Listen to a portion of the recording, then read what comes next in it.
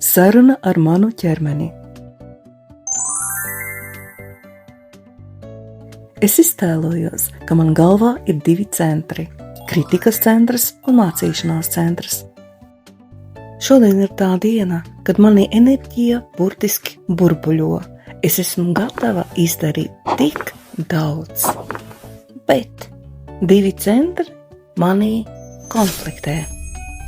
Mans kritikas centrs uzreiz pamana, cik man ir liels darbu saraksts. Es noteikti to nepaspēšu visu izdarīt. Uzreiz tiek nobloķēts mans dopamīna pieplūdums, un mani pārņem sajūta, es nevaru. Par laimi man vēl ir arī otrs centrs, kurš draudzīgi man pavaicā, ko pirmo no šī saraksta tu šobrīd vari izdarīt, un es izvēlos un izdaru. Tas atjauno atkal dopamīna plūsmu manā ķermenī. Es varu.